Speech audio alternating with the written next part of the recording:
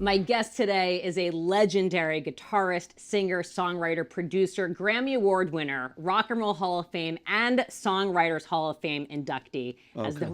That's right. Please. Yes. The former guitarist of the Did I band actually Bon do Jovi. all that stuff? Yes. Jesus, I don't remember half of it. It's amazing. He wrote so many hits that you know about. Living on a Prayer. For God's sakes. Richie Sambora, welcome to the show. Thank you oh my very much. God, I love that. You're the only person who interrupts his own introduction because you know what? You need none. So you were right. We should have just cut to the thank chase. you, darling. I'm really sorry.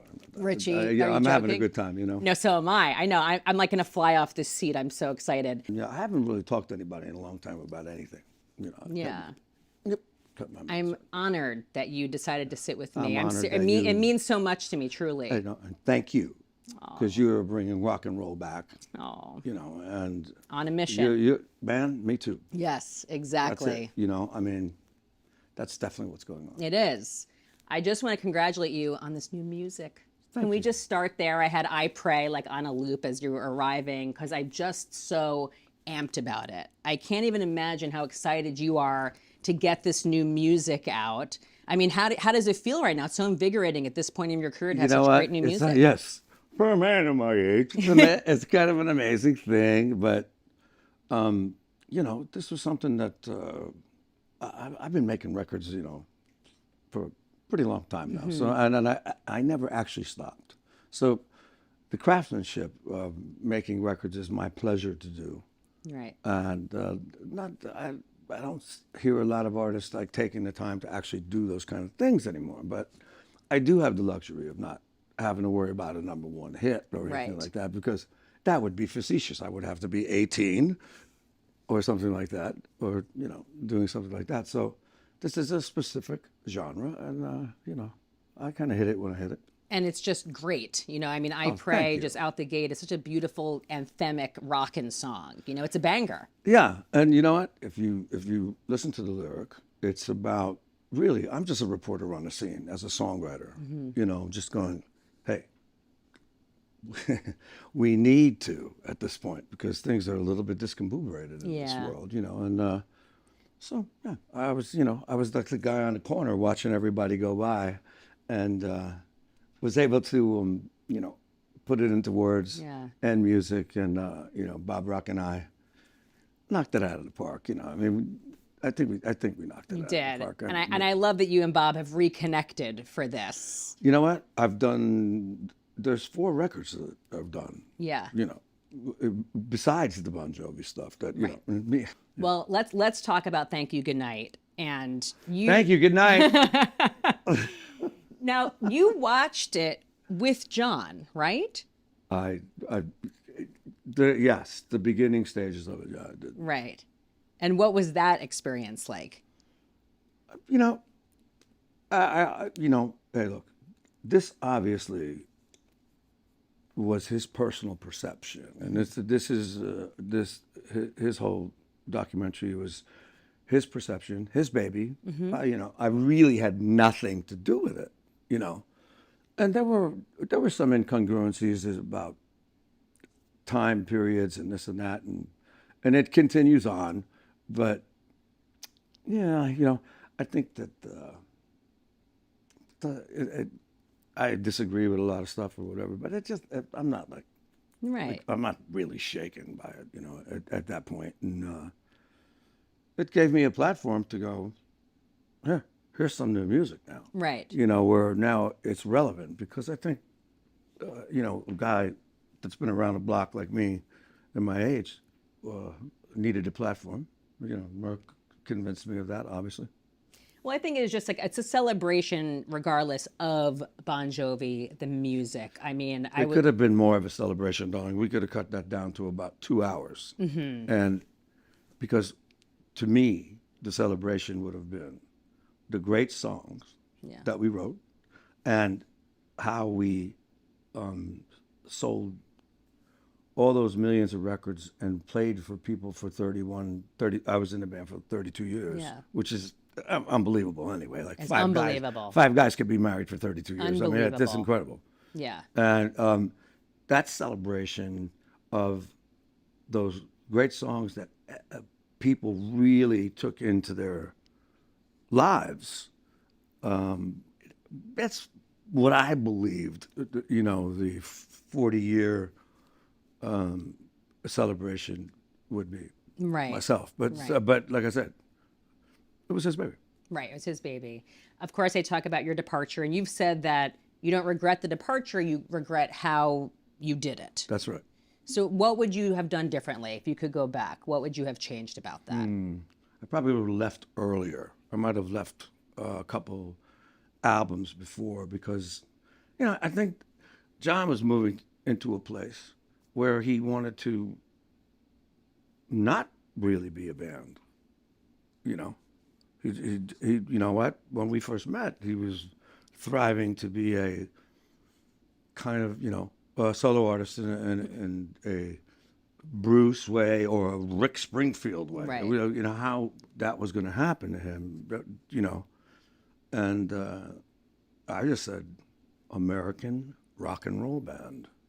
And quite frankly, I mean, you know, it was an ultimatum for me when I just, you know, before Slippery, I went, man, come on, man, let me in. We have to do this. And this is, we have to make this a band situation. If we wanted to, we want to invade the planet and have people accept it. Meanwhile, you know, I think everybody was actually into the same thing because we were opening up for Judas Priest and Kiss, and that we toured with the Scorpions for like 9 months, who were the best when somebody gives you their audience, right? Right. But we had so much shit flung at us, you wouldn't believe it, man. I mean, Tico had to wear a Yankees batting helmet because, and I would hear like nickels and quarters and whatever from every country going, you know. I mean, the Cow Palace in San Francisco, they had to put up the chicken wire, man, you know. What was your relationship with John at that time and with the band? Like, it just felt like the planets were aligned for that album. You know, yeah, it was a band that wasn't a band, kind of thing, you know. And he still was pretty much really wanting to be that solo guy. And I'm going, well, you got one more shot with me here, you know. And that's really, you know, it was an ultimatum on my part, really. I see. And it wasn't a bad thing. I'm just going, look, this is what I see and what the vision is, and it seems like the world is ready. And the garden had been seeded for, and then, quite frankly, so we finished Slippery, and I think the biggest American rock band back then was Van Halen. They broke up. I went, oh, well, there's the hole, right? And the record was already finished. So I'm saying to myself, yeah, the first record went gold, and we're in debt. And the second record went platinum, and we're still in debt. And then we finished Slippery, and I go, I think we could do like 2 million records on this one, you know, and if we go out and just kick its ass, right, and do that. And it turned into, you know, something that was, we became, you know, America's band at that point. And the world was embracing Westernism, and it just exploded. So you mentioned Alec, and I did go back and watch the Rock and Roll Hall of Fame induction performance, which was so powerful. I mean, that was beautiful, and thank goodness Alec was part of it. And yeah, he was still alive. Yeah, no, he was my roommate, and he was the guy actually that said, you know, you should take a look at this, because basically he was in this. The club bands were making like $5,000 a night back in New Jersey back then. You know, it was bands like Twisted Sister that got deals and things like that, and he was in a very big band. And I go, what are you gonna do though, man? I said, I got some backing. I said, why don't we just do something and go for the original thing, and you know, because that's what I'm gonna do. And if you care to join me, I would love to have you. You know, and that's how we met. And then he said, yeah, you should take a look at that Bon Jovi kid, you know. Okay, and I showed up, and I saw a lot of talent in John, and then I went back and I said hi, and he was like very, very flippant, like, yeah, right, you're kind of thing. And then 2 weeks later, he called me back, and said, look, I'm doing a showcase for Chrysalis. And he wanted to do it at my club, which I said, no problem. He said, would you help me out? I said, send me a tape show. Got it. And within 6 months, there was a record deal. You know, going back to the docuseries again, you know, is there anything that's not in there that you really wish people would know? Everything. Everything. There's one thing that's not in there, and it's everything. Yeah, there's like I said, to me, this is John's baby, and the beautifulness of what the songs did to the world and how that unified. And music is the most evocative. Yes. And the most international language on this planet. And I'm living proof of that, because I could not believe it when in the 80s when we started the tour, it wasn't Western. The world was not Westernized yet.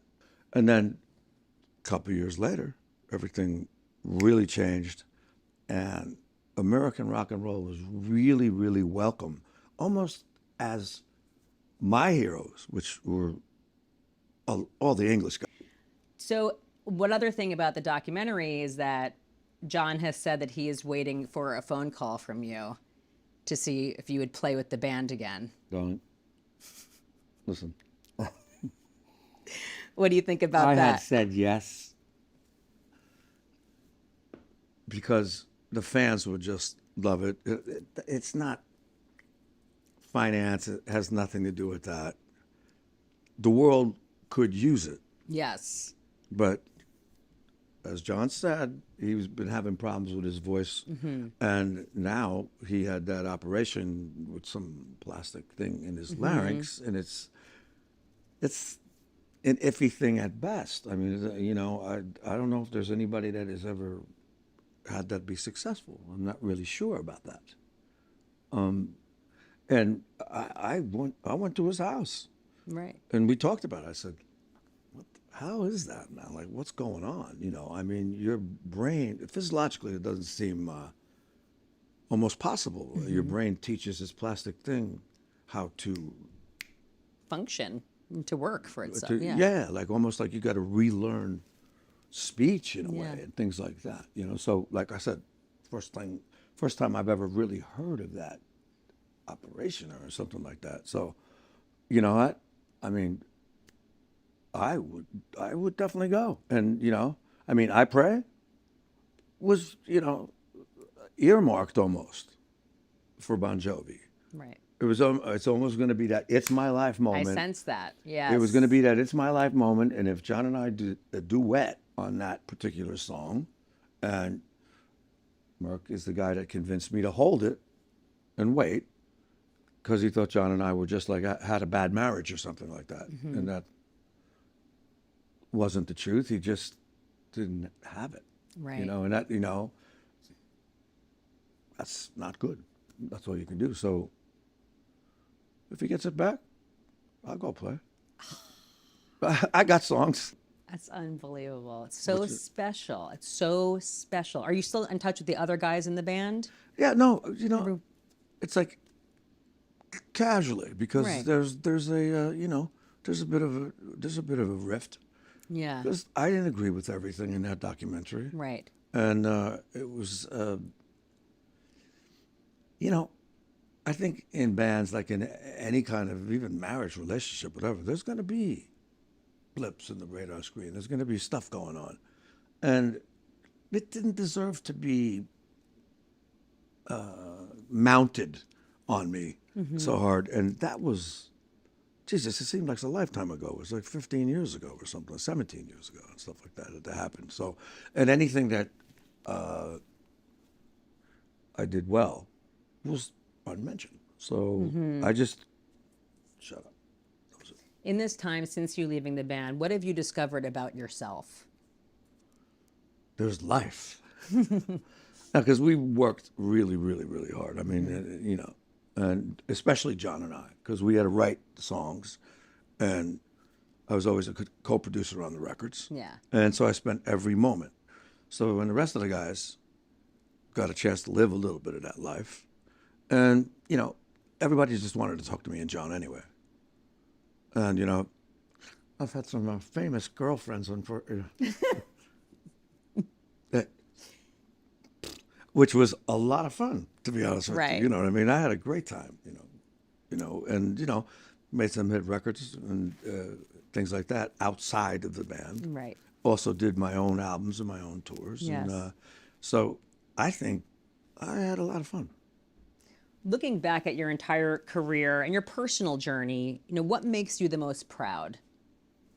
My daughter. Oh, Ava. My daughter, beautiful. that she turned out the way she did is an astounding thing. I mean, and she's just blossomed into an amazing woman. Just got her master's degree in psychology. Amazing. And going on to be a doctor. And we have a pretty crazy, amazing relationship. It's absolutely I mean, beautiful. it is a beautiful thing, and she just got engaged. Congratulations! I saw. That's so It's exciting. awesome. And then the other thing would be how the songs translated across this planet. Yeah. I mean, And continue to do and so. all I, and continue to. I'm just a funnel. It's not like I mean, no. It's about the amalgamation of study and education that was matrixed into my system. That you got to make a recording that is going to have that kind of gravitas. Yes. Where people are going to go, shit, I feel like that. I mean, seriously. I mean, That's right. so, and then once you get on top of it and you get a couple under your belt, how can you go backwards? Right. I mean, I never could. But then when you're in a band, people interpret fame and fortune at different speeds. And they have different lives. And what goes on, what happened to them in the past, how they're interpreting it in this present moment that they're becoming rich, famous, and all of that at the same point. I just never stopped working myself. Right. So, and I was lucky because I was virtually unaffected. I'm the same cat, man. I'm Yeah. the same cat that I was when I was 15 years old. It's like the same thing. It's not really, and I still got the same friends for 40 years. The same, it's like the same group of people. Yeah, and, that speaks a lot volumes. of them, a lot of them are in the music business. Are there words that you live by? Love, peace, understanding, Yeah. compassion, Compassion. unjudgmental, inclusion, oneness about the planet, because like I said, I'm living proof. I've been around this world, I can't tell you how many times. But, last tour I did with Bon Jovi was 18 and a half months in 52 countries. Unbelievable. Who can name 52 countries? Well, I have a word, and it is grateful, because you are That's another word. grateful. I wake up every morning with grateful. Yeah. I am just sitting here beaming because you are such a delight, and thank you for sharing your stories with me and with us. And Please, I thank you. genuinely love this new music, and I'm excited for this era of Richie Sambora. Yeah, it's a new era. It is. It's called Beyond Jovi. Beyond Jovi. Beyond Jovi. Oh my God, Richie. Well, there has thank to you. be. I know. Thank you so much. We'll be right back.